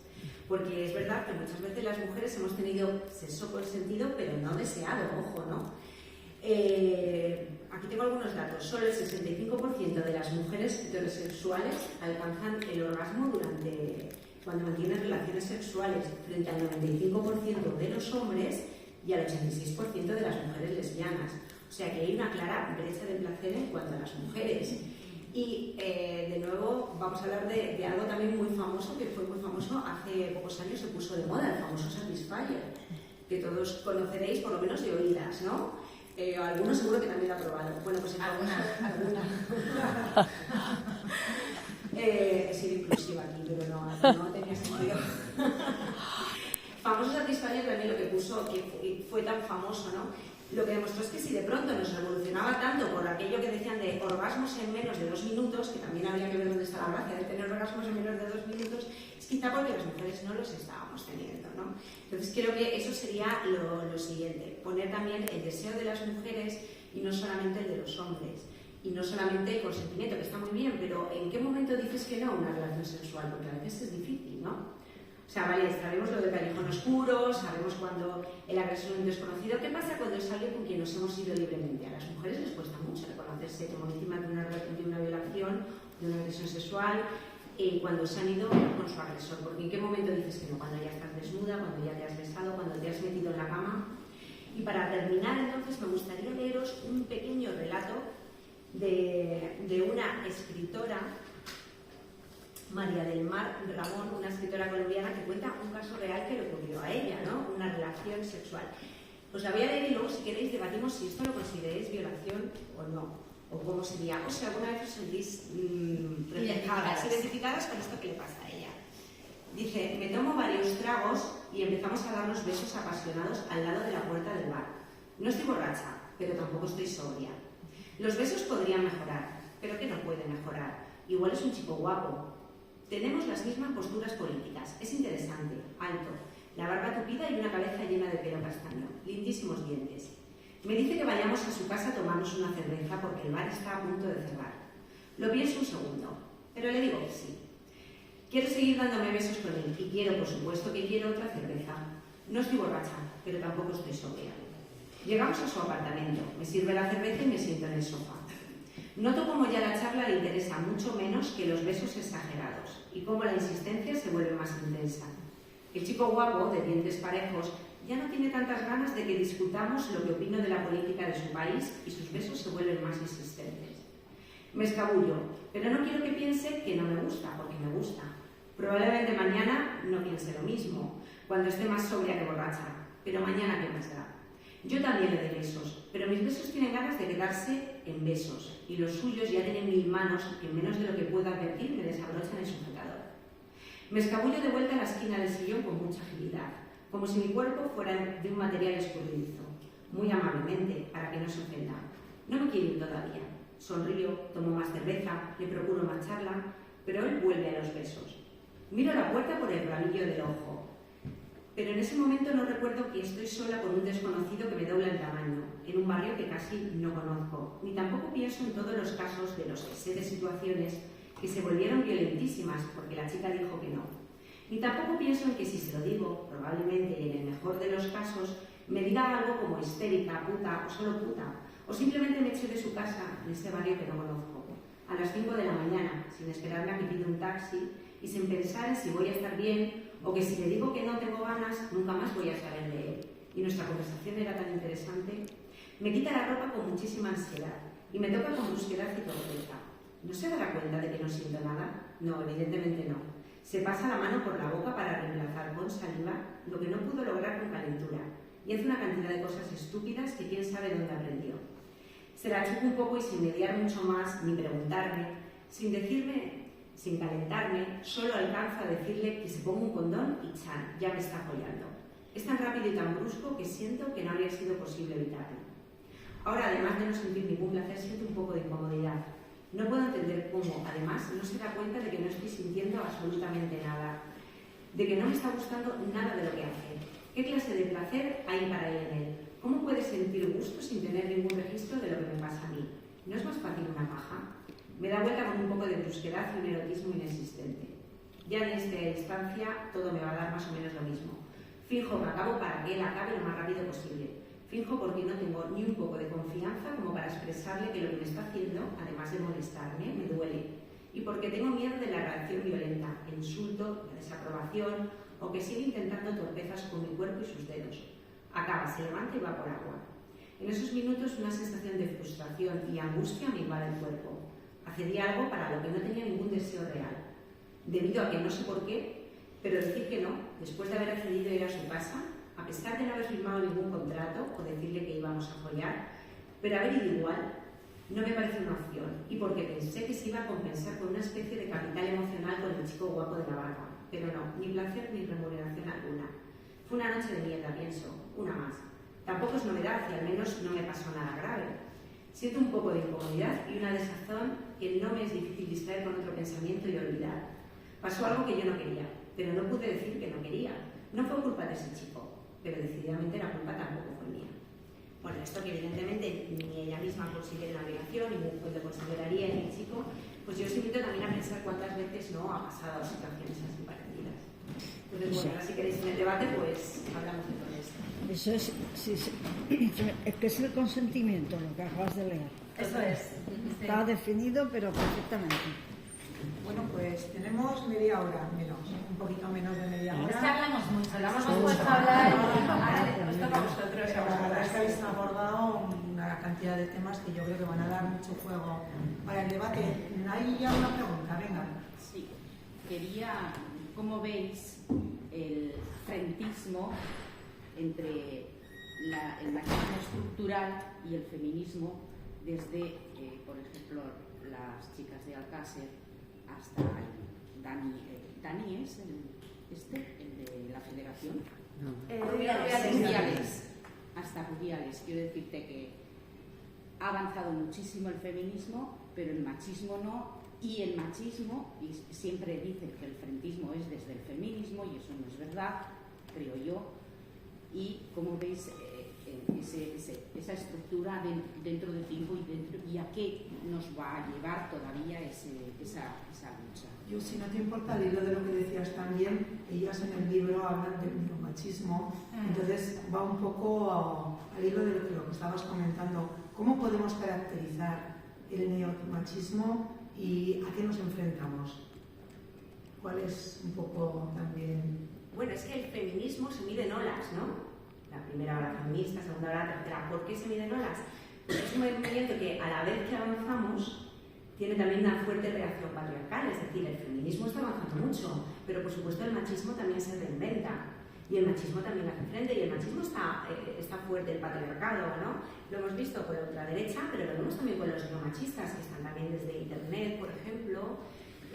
Todo esto también está... A ver, yo creo que siempre que hay avances feministas hay una reacción patriarcal muy fuerte. Ha pasado siempre que las mujeres han ido conquistando derechos, la reacción patriarcal es fuerte y ahora encima tenemos a la ultraderecha que no para de lanzar mensajes negacionistas. Es verdad que yo últimamente he hablado con muchas expertas y expertos para saber, bueno, ya sabéis que este año se ha dicho que ha habido muchísimas asesinadas por violencia machista, que por qué no funcionaba el pacto de Estado. Realmente cada año termina más o menos con las mismas mujeres asesinadas. Lo que pasa es que hay periodos del año como el verano o las navidades donde las parejas conviven más tiempo en vacaciones o en las vacaciones de Navidad y entonces hay más asesinatos. Y sí que les preguntaba si había alguna manera de medir el impacto que estaba el negacionismo. De momento no la hay. No la hay. Sí que nos podemos ir a algunos datos, como que, por ejemplo, este año han salido unas cifras de la Fundación de la FAG que dicen que 1 de cada 5 jóvenes piensa que la violencia machista es un invento ideológico. Hace unos años ese era mucho inferior. No había tantos jóvenes que lo pensasen. Jóvenes de 15 a 29 años. Así que yo creo que, bueno, que es que evidentemente los mensajes negacionistas y luego también un poco los mensajes de la ultraderecha y la rapidez de las redes sociales y cómo se está organizando el neomachismo en las redes sociales, en la machosfera, en la que se... vamos... Lo que pasa es que, bueno, para ser un poco optimista, yo recuerdo que hablamos con Marcela Lagarde, ¿no? La feminista argentina, que es una señora ya... Mexicana, ¿qué he dicho? Argentina, perdón. Mexicana. Y recuerdo que hablando de todo esto, ¿no? Del ascenso de la ultraderecha en todo el mundo y de este nuevo machismo, ella decía, sí, pero el feminismo va mucho más rápido. El feminismo está en todas partes. Fijaros la cantidad de chicas jóvenes que hay, que esto no había en mi generación, ni en la mía, que es mucho más joven. Y creo que es verdad que el feminismo ha llegado a todas partes y que tiene un poder que no tenía hace tiempo. Entonces yo creo que hay que ser... Una sugerencia muy cortita y ya dejo. Me gustaría muchísimo que desde todo el periodismo posible se hablara mucho más de ese machismo estructural y se dejara casi de hablar del feminismo, porque entonces conseguiríamos algo más, conocerlo más. Pues sí. ¿Quería poner otra pregunta? Sí. Cuando mencionado las películas de Almodóvar, hay otra que es la de Kika. Yo creo que hoy en día, si se hiciera una revisión de esas películas, sería un desastre. O, por ejemplo, La ley que habito también, no sé si o sea, La ley que habito, hay una violación absurda de un hombre disfrazado de tigre que viola a Elena Naya. Es que, además, no aporta nada. O sea, Almodóvar siempre ha usado...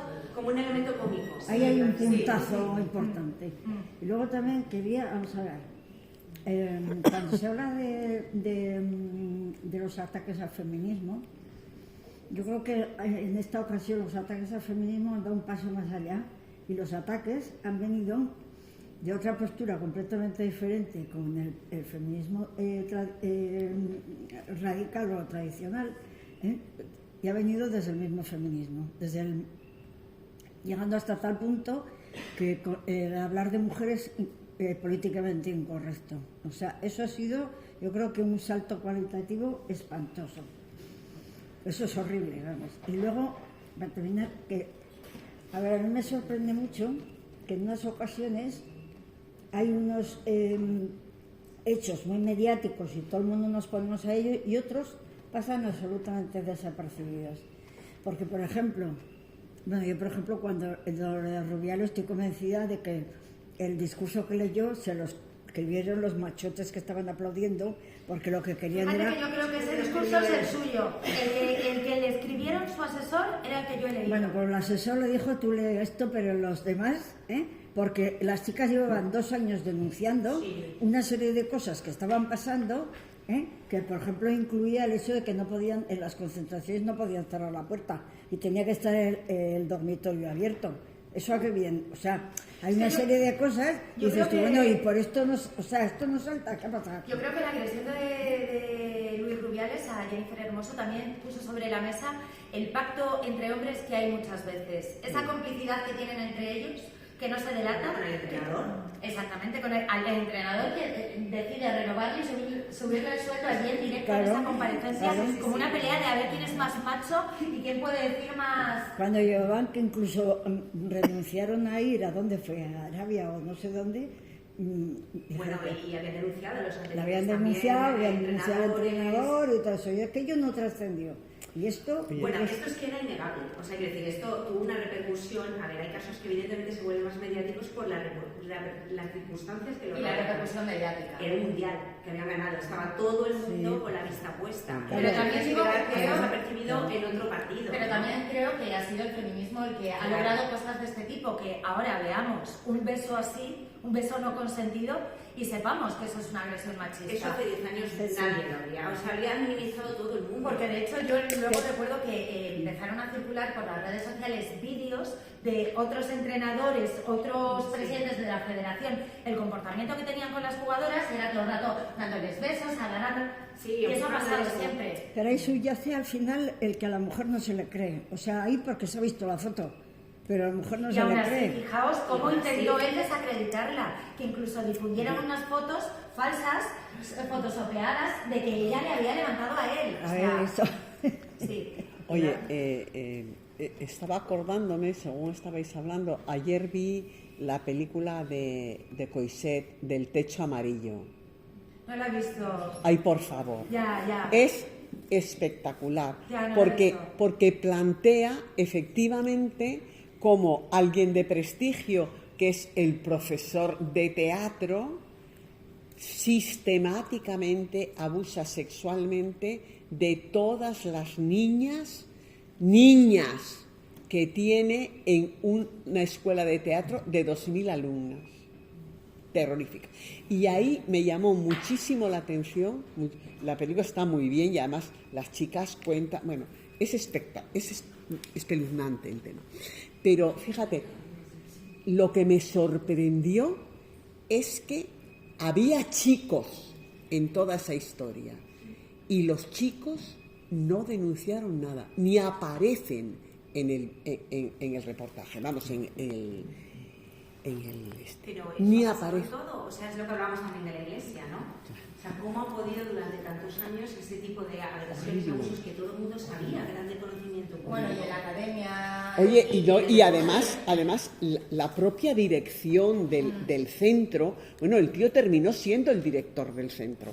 Sí. Y la propia dirección del centro, las propias profesoras, sabiendo que habiendo sido víctimas, es decir, ha habido durante 20 años un silencio bestial sobre ese tema. Y eso me imagino que está pasando en todos los ámbitos. Ha pasado en la Iglesia, pero ha pasado en todos los ámbitos. En el deporte y en cualquier lado. En el periodismo, En el la periodismo. universidad, en todas partes. Entonces, en todas partes. lo que es una En España gozada, ha pasado también, en todas hombre, partes. lo que está genial es que de repente esto haya hecho boom, haya explotado. Y creo que el caso de las chicas de la selección ha sido un bombazo bestial que ha puesto eso, vamos, tan evidente que... Y además es que yo creo que ya va más allá de, o sea, no, quiero decir que esto para las generaciones futuras es muy buen ejemplo. Claro, pero es que el problema que ha sido siempre, por eso decíamos que puede estar muy penado legalmente la violación, ¿no? Los abusos, pero está muy tolerado. Está muy socialmente. tolerado, es que y sobre es todo, totalmente... las víctimas han tenido que pagar un precio muy alto. por Muy hablar. alto, muy alto. Hemos visto lo de Jenny Hermoso, que evidentemente le ha apoyado todo el mundo porque ha sido internacional, se ha visto, porque estaba en un movimiento, pues lo que estamos diciendo, con el feminismo, con otros casos y demás. Pero no sé si recordáis, también es muy famoso el doctor estadounidense de la selección de gimnasia Sí. de Estados Unidos, ¿os acordáis? Sí. Bueno, pues llevaba abusando durante años de las gimnastas. La primera gimnasta que se atrevió a denunciarlo, que empezó a denunciarlo por supuesto a su federación antes de denunciarlo a los tribunales, ¿qué pasó de ella? ¿Sabemos su nombre? Yo no me acuerdo. A Simone Biles también se lo hizo, pero Simone Biles se cayó. Todos conocemos a Simone Biles, ¿no? Sí. Que a la otra gimnasta la castigaron sin ir a las Olimpiadas. Era igual de buena que Simone Biles, ganaba todo, era buenísima. Era de las número 1, pero ya no fue a las Olimpiadas, por hablar. Entonces, en vez de castigar y retirar al médico que estaba cometiendo esos abusos, esas agresiones, ¿a quién retiraron? A la gimnasta que lo denunció. Y hasta que no salieron ya en grupo muchas más a denunciar, no se empezaron a tomar medidas desde la propia federación. O sea, lo primero que se hace siempre es intentar ocultarlo. Sí. Y entonces esto viene muy bien porque ya por fin estamos perdiendo el miedo a hablar. Oh, yo no creo. ¡Qué optimismo! Bueno, esto es un paso, ¿no? O sea, quiero decir, Bueno. es que... Claro que ahora acabábamos así de forma como de pasada, de equiparar el abuso en la Iglesia y en otro sitio, ha pasado en otras partes y tal, pero creo que hay que diferenciar que en el seno de la Iglesia claro, quieren pasar adelante porque había una autoridad moral y no sé cuántas cosas. Totalmente de acuerdo. Sí, totalmente de acuerdo. A los hombres se les ha creído con el tema de la Iglesia. Si hubieran denunciado todas mujeres, yo creo que no hubiera sido la misma. Puede ser, seguramente. Un inciso sobre, a mí hay una frase que me gusta mucho que dicen, es que en Afganistán, no recuerdo quién la dijo, una feminista dice, en Afganistán, ¿no?, que es el máximo del patriarcado, ¿no?, pues los talibanes, para creer a una mujer en un juicio tienen que declarar 2 mujeres, porque la palabra de una sola no se cree. Pero es que en Occidente tienen que declarar 100, porque si no tampoco se la creen, ¿no? Pues lo hemos visto con el Me Too, lo estamos viendo con el deporte y demás. O sea, si no salen muchísimas más, acordaros de Plácido Domingo, y ni aún así se le ha terminado de creer a las víctimas.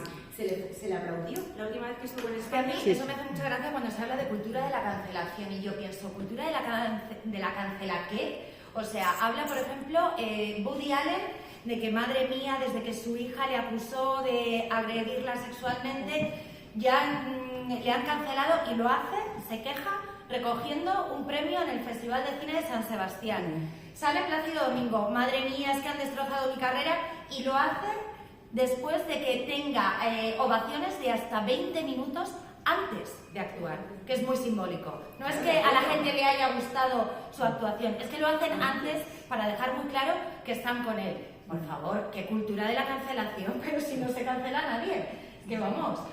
Luego hay víctimas... A las mujeres, sí. Luego hay víctimas también que en el libro hace referencia a ellas que están silenciadas por las mujeres racializadas. Contáis el caso, por ejemplo, de las temporeras de Huelva. Fue brutal, ¿no? Y luego también, ahora, por ejemplo, a mí es algo, después de leer vuestro libro, que cuando veo pues lo que está ocurriendo ahora mismo pues en Palestina, toda la utilización también de la violencia contra las mujeres como arma de guerra, ¿no? Como arma. Entonces, ahora mismo, por ejemplo, a mí eso me causa una especial sensibilidad, ¿no? Ahí, no sé, ¿podéis comentar alguna cosa? Bueno, es que claro, hay tantos temas en el libro, los tocamos todos, aquí no daba tiempo, pero la violación ha sido un arma de guerra desde el principio de la humanidad, utilizada pues tanto para abatir la moral de los pueblos conquistados como trofeo, ¿no? Hay coinciden los dos bandos. Todos los bandos. Los dos bandos todos. En la Segunda Guerra Mundial nosotros contamos el caso de que, por supuesto, que las agresiones... Y en Yugoslavia, Hombre, una limpieza étnica. Agresiones masivas, sí, una limpieza étnica. los soldados que fueron que iban sí. a defenderlos. Pero incluso en la Segunda Guerra Mundial, los soldados americanos, por ejemplo, violaron a muchísimas mujeres alemanas. Y es curioso porque además la Segunda Guerra Mundial debe ser el acontecimiento histórico más documentado. ¿Cuántas películas hay? ¿Cuántos libros? ¿Y cuántas veces se habla de las violaciones que hubo a mujeres? Muy pocas. Se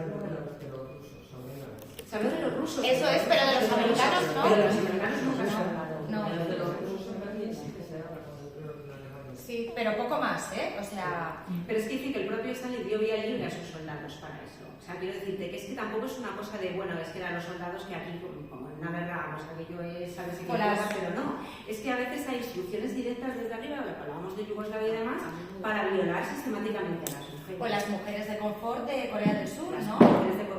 Los japoneses, durante la Segunda Guerra Mundial, pues secuestraban directamente a las mujeres coreanas y las llevaban, las prostituían, o sea, las tenían encerradas, pero niñas de 14 años. Esas mujeres han estado pidiendo toda su vida, pues mínimo que un reconocimiento de lo que el Estado japonés les pidiera perdón.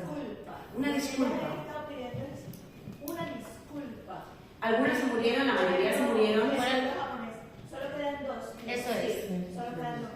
Efectivamente, es un casazo este también, ¿no? Es un tema igual. Y eran mujeres que al final la repudiaban, porque es una cultura también muy tradicional, muy machista, sus propias familias y demás. Las temporeras pasaba igual. Pero claro, ¿cómo va a afectar el Estado? Es mejor taparlo, porque el Estado español, España, tendría que estar reconociendo que ha habido abusos sistemáticos, o sea, por parte de que incumplían todas las condiciones laborales, que vivían hacinadas.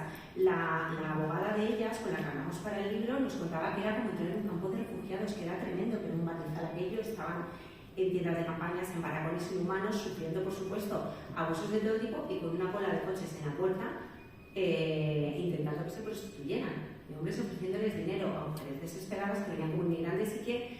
podía ni denunciar porque es que no hablaban el idioma, no estaban en su país. Eso también lo contempla la ley, y es que las mujeres, aunque estén en una situación irregular, pueden denunciarlo, porque evidentemente si es difícil para una mujer denunciar y que la crean, imaginaros a una mujer que ha entrado en España de forma ilegal o que no tiene todos los papeles y que está esperando la residencia, meterse en ese lío, ¿no? De denunciar a su agresor. Oye, una de las cosas que cuesta mucho reconocer como agresión es el tema de los piropos o de que se metan contigo por la calle o donde sea, ¿no? Yo es donde encuentro más resistencias por parte de las propias mujeres. Bueno, pero yo creo que eso se ve muy bien cuando, por ejemplo, tú pasas por una calle y a ti te dicen algo, unos tipos. Si tú te das la vuelta y te encaras con el tío, seguramente ese tío que hace 30 segundos te ha llamado tía buena, te llamará gorda, fea, malfollada. Sí. Estoy convencida. Sí, Entonces, sí. ahí tienes la prueba de que no te lo está diciendo para agradarte. Eso tiene un componente violento tremendo, porque cuando tú te das la vuelta y le dices algo, se encaran. Es una manera, además, de limitar nuestro De intimidar espacio. también, ¿no? Yo creo, o sea, que decirte, hay que diferenciar y que dejar de llamarlo piropos, porque piropos es otra cosa. A mí me gusta Claro, que un a mí me amigo gusta me diga que me claro. digo guapa un día, pero un amigo, no alguien a quien no le he pedido mi No opinión. un desconocido por la calle que esté juzgando mi cuerpo, tía buena, vaya culo, ¿no? O vaya, no sé, una hostilidad, o sea, dejemos de llamar piropos a eso. Piropos cuando me dice un halago una persona en un contexto, pues esto, de confianza, no un desconocido por la calle. Entonces yo creo que también, ¿no? Es que las mujeres cuando avanzamos, siempre viene alguien, incluso las propias mujeres, decirnos, bueno, es que os estáis pasando, ¿eh? Es que estáis yendo demasiado lejos. ¿Os acordáis también del manifiesto de las actrices francesas contra el mismo?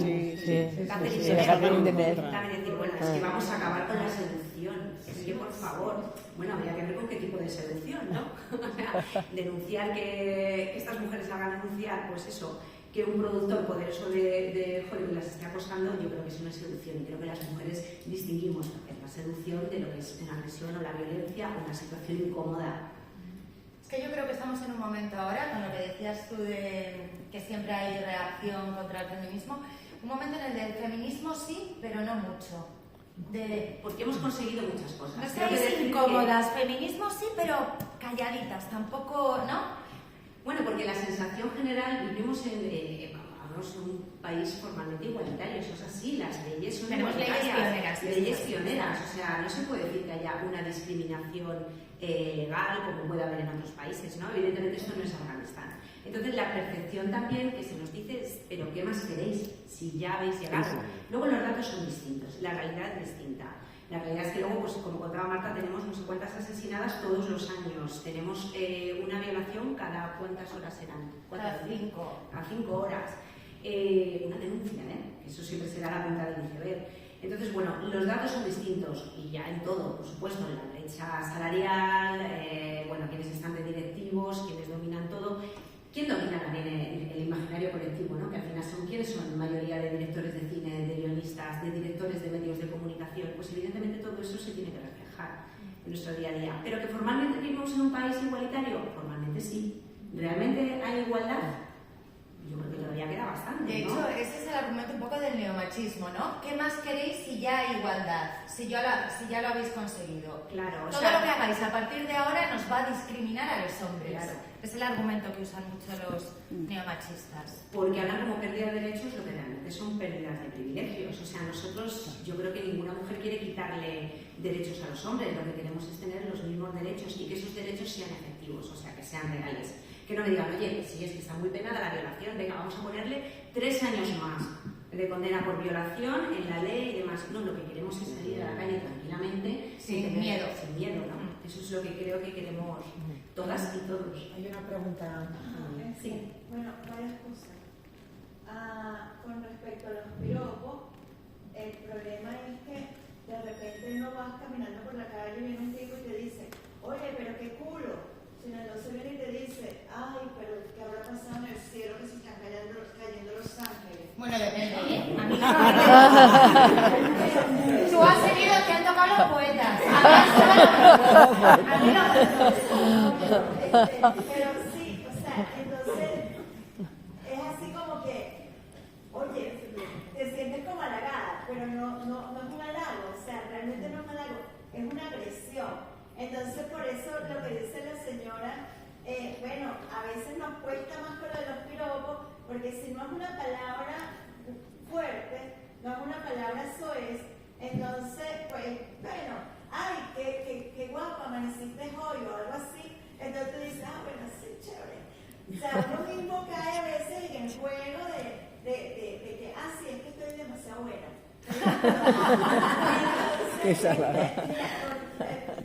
Perdón que voy a hacer varias intervenciones. Con respecto a lo del caso de la autora que estaban leyendo colombiana, sí. Ok, a ella le pasó con un desconocido y es totalmente real, porque cuando tú llegas y ya no quieres seguir avanzando en eso, pero estás con el tipo que es más grande, o sea, todos sabemos que si un tipo nos da un golpe, caemos, por muy fuerte que seamos. Entonces, ahí tú empiezas, oye, ¿y cómo hago? No conozco la zona, de repente el tipo se pone agresivo, me da unos golpes, bueno, vamos a hacerlo. Pero lo peor no es eso. Yo siento que lo peor no es eso, sino que a veces con nuestras propias parejas caemos en eso. Hombre, por supuesto. Porque entonces el tipo o te hace manipulación psicológica o incluso te hace amenazas vedadas o incluso estás tan recansada de la época del día que ahí sí, vale, dale rapidito también. Pero eso es una agresión también. Eso también es una agresión. Entonces, yo siento que hemos avanzado, realmente hemos avanzado mucho en el tema de nuestros derechos, de nuestra legalidad, pero dentro del ámbito, a veces el ámbito privado, que detecto ese término, pero para comprensión, a veces dentro del ámbito privado cedemos porque estamos cansadas, porque esta es mi pareja, pero bueno, él es rolo machista, pero tiene cosas que lo compensan, o sea, de vez en cuando me lleva a cenar. Entonces tenemos que hacer siempre ir en la autorreflexión de nuestro propio hacer, de nuestro propio actuar y de las personas. Yo digo que bueno, si no cambio a mi entorno familiar, mucho menos voy a cambiar a mi barrio o voy a cambiar a mi ciudad. Yo creo que en la medida en que nosotros nuestras hijas, que se cayó un ángel, ¿qué ángel, chicos? Y de mostrarle y decirle a nuestras hijas, no, nada de ángel. Tú eres ángel para tu mamá. Mamá nada. Gracias. Totalmente, pero es que además, claro, estamos pensando en un desconocido, pero ¿qué pasa cuando eso te lo dice tu jefe? ¿No? Muchas veces así, que te dicen eso de, tal, desde el buen rollo, ¿no? Desde la simpatía, pero que es un abuso de poder. Y lo mismo, ¿no? Porque eres mi jefe, no es un tipo que conoce en un bar con el que estoy tonteando que me puede decir eso, sino mi jefe. Hay una situación en la que yo soy subalterna, que es lo que pasaba también en el caso de Jennifer Hermoso, ¿no? Que había una situación y Rubiales desigual. Luego creo también que es que no siempre se emplea la violencia. O sea, es que claro, lo tenemos muy claro cuando hay violencia. Ya no es solo de pensar, me he ido con este chico a su casa y es que es más fuerte que yo y por eso sigo hasta el final, sino que a veces está esta ley del agrado, ¿no? Que nos inculcan a las mujeres, de no saber decir que no, a veces, ¿no? De sentirte que pues eso, yo he llegado hasta aquí, como voy a quedarme una calentona, como una estrecha, como, no sé, mil historias que nos hacen en nuestro propio interior que digamos, es que es muy difícil decir que no. Y luego, por ejemplo, en el sexo también hay, esto que dices de la ley del agrado, también las mujeres, esa tendencia que tenemos a hacerle sentir a él que estamos disfrutando mucho para que no sienta herida su virilidad. Eso es muy fuerte y eso pasa muchas veces. Fingir para que él piense, bueno, yo soy un machote, eso también es violencia simbólica. Porque al final estamos dejando de lado nuestro deseo para concederle a él que él sea feliz y que nosotras nos da igual.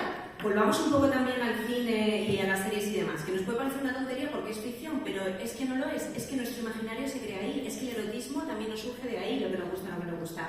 ¿Cómo nos ha enseñado que es una relación sexual entre un hombre y una mujer? Es una penetración que dura muy poco, en el que los dos se corren al momento, ella grita muchísimo y a la vez. A la vez, además, por supuesto. Y eso es así. Entonces, Entonces, al final, ¿qué Hemos hace? dicho que nos riamos todas como Rimos todas porque nos suena, ¿no? O sea, porque al final has crecido. ¿Y tú qué sabes cuando tienes una relación sexual con 18 años que no tienes experiencia ni tienes nada de la vida? ¿Qué es el sexo? ¿Quién te lo ha enseñado? Porque nadie nos enseña educación sexual, vamos a ser realistas. Ni antes ni todavía ahora. Ahora me imagino que, bueno, quizá un poco más. Pero no es un tema del que se hable ni con la familia, ni en la escuela. Cuando se ha intentado hacer siempre está lo del veto parental que no venga nadie a dar charlas aquí a hablar de sexo. Yo educo a mis hijos. Tú no educas a tus hijos en el sexo, lo está educando el porno. Y eso es así, seamos realistas. En mi época, pues el porno no era tan accesible, pero también, ¿no? El cine o las series, o yo qué sé, la del Plus, cuando se podía ver, ¿no? Todo eso nos ha educado en lo que es el sexo. Entonces nuestra idea de lo que es una relación sexual es esa, y la reproducimos, y a lo mejor ya con 45 años que tenemos mucha experiencia, pues vamos a decir, esto no, o no fingimos, pero ¿qué haces con 18 años, no? Y respecto Lo que se espera de ti. Respecto a lo que has dicho del relato, yo me estoy acordando ahora cuando se empezó a hablar de la ley del solo sí es sí, al principio, antes de la rebaja de condenas, que se empezó a hablar del consentimiento, ¿no? Y poner el consentimiento en el centro. Yo recuerdo leer en redes sociales muchos comentarios de hombres indignados, no sé si recordáis, porque iban a tener que firmar un contrato para mantener relaciones sexuales. Y muchos se hacían una pregunta que a mí me causaba mucha inquietud, porque muchos decían, pero bueno, ¿y ahora entonces qué pasa? Si en mitad de la relación la tía no quiere, ¿tengo que parar? Y yo decía, pero ¿y hasta entonces cómo lo hacíais? ¿Hasta ahora cómo lo hacíais? ¿No parabais? ¿No parabais de verdad? Es que no entiendo qué os puede parecer mal ahora. Si antes lo hacíais mal, es vuestro problema, ¿no? O sea, ¿cómo...?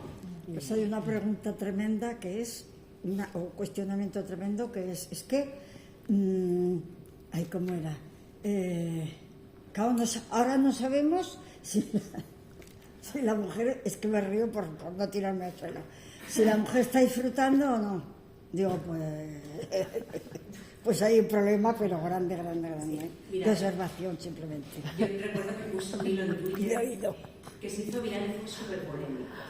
Y era porque yo lo vi en una investigación yo estoy haciendo el doctorado, entonces, bueno, pues leí un artículo que era de Estados Unidos, además, una investigación sobre un poco también esta brecha, ¿no?, del placer. Y hablaban que para un hombre, pregunta a dos hombres y pregunta a dos mujeres, que era una buena relación sexual, no se les decía una buena sexual en la que habían llegado al orgasmo. Y las mujeres no, las mujeres simplemente decían una en la que, bueno, no habían sentido dolor y no habían sentido incomodidad, nada de esto, se conformaban con eso, ¿no? Y además ponía luego otro ejemplo también muy claro de lo que había, y daba un porcentaje de no sé cuánto por ciento de las mujeres sentían dolor durante el acto sexual de la penetración. Yo puse eso y puse el hilo y tal, puse que era una investigación, yo no estaba contando nada de mi vida ni nada de desastres. Se retuiteó y bueno, tendréis que ver los insultos que me lanzaron de usaba ginesil, frigiedad, no sé qué, todo esto. Dije, bueno, no es algo que haya hecho yo ni nada, simplemente lo estoy poniendo en contexto y creo que eso es así. O sea, la sexualidad femenina ni estaba ni se la esperaba, el orgasmo, ni mucho menos, y creo que ahora por fin se empieza a hablar un poco de estos temas.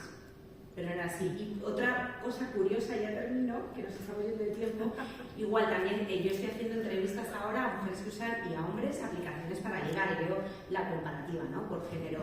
Y cuando preguntas a las mujeres y a los hombres si han tenido alguna situación violenta o incómoda con alguien en alguna cita de las que han conocido por aplicaciones para ligar, bueno, pues los hombres normalmente la mayoría dicen que no, y algunos de vez en cuando dicen, pues hombre, es que la que llegó no era la de la foto, es que pesaba 10 kilos más que la de la foto, ¿no? Esa es la situación un poco desagradable y violenta.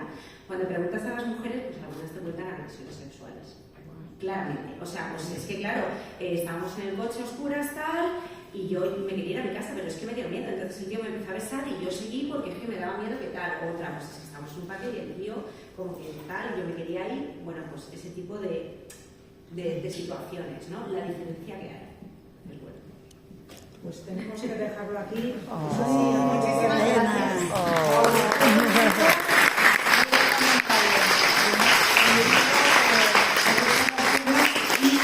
Y os comentáis de qué coño está pasando, que podéis verlo en Netflix. Aborda todos los temas de la agenda feminista a través de un montón de entrevistas. Muy recomendable, de verdad. Muchas gracias.